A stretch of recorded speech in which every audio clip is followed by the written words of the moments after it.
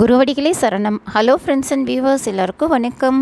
அழுகணி சித்தர் அவர்களுடைய பாடல்களும் அதனுடைய விளக்கமும் பார்த்துட்டு இருக்கோம். அந்த வரிசையில் இப்போ நம்ம பார்க்க போகிற பாடல் 13. காட்டானை மேலேறி கடைத்தெருவே போகையிலே நாட்டார் நமை பார்த்து நகை புரிய பார்ப்பதென்ன, நாட்டார் நமை மறித்து நகை புரிய பார்த்தாலும் காட்டானை மேலேறி என் கண்ணம்மா கண் குளிர காண்பேனோ. இதுதாங்க அந்த பாடல். இதனோட பொருள் என்ன அப்படின்னா, காட்டானை மேலேறி கடைத்தெருவுக்கு போனார்.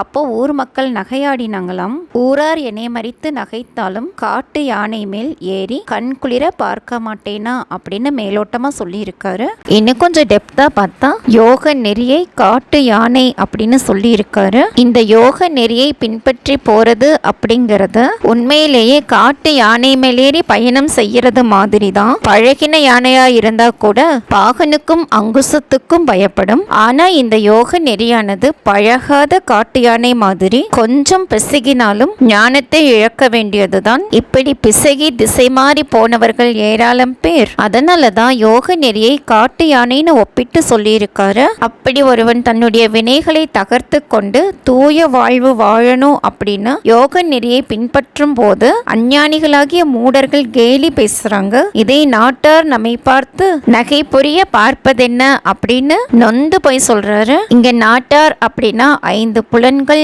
ஆணவம், கண்மம், மாயை அப்படிங்கிற மும்மலங்கள் அப்படிங்கிற அர்த்தத்துல சொல்லி இருக்காரு. ஊருக்குள்ளேயே இருக்கிறவங்கள தான் நாட்டார்கள்னு சொல்லுவாங்க. உடம்போடு 5 புலன்களும் மலங்களும் ஆகிய நாட்டார்கள் இருக்கிறதுனால இவங்கெல்லாம் யோக நெறியில சென்று தூய்மை நெறி பெறுமாறு உன்னை விட்டு விடுவோமா அப்படின்னு கேலி செய்யறதா சொல்லி இருக்காரு. புலன்கள் மூவகை ஆசைகள் வழியா மனித மனத்தை இழுக்கும். ஆணவம், கண்மம், மாயை அப்படிங்கிற மலங்கள் மனதில் தலையெடுத்து யோக நெறி வழியே தொடர்ந்து செல்ல விடாமல் மனிதனை அலைக்கழித்து தோல்வியடைய செய்யும் முயற்சியில் சிரிக்கின்றன. மனம் தடுமாறுகிறது. ஆகவே நாட்டார் நம்மை பார்த்து நகை புரிய பார்ப்பதென்ன அப்படிங்கிறாரு. அப்படியே அவங்க நம்மளை தடுத்து கேலி பேசினாலும் காட்டானை போன்ற கம்பீரமான யோக நெறியில் வழுவாது சென்று அதன் உன்னதங்களை அனுபவிக்க மாட்டேனா அப்படின்னு ஏங்குறாரு. இந்த ஏக்கத்தை தான் நாட்டார் நம்மை மறித்து நகை புரிய பார்த்தாலும் காட்டானை மேலேறி கண் குளிர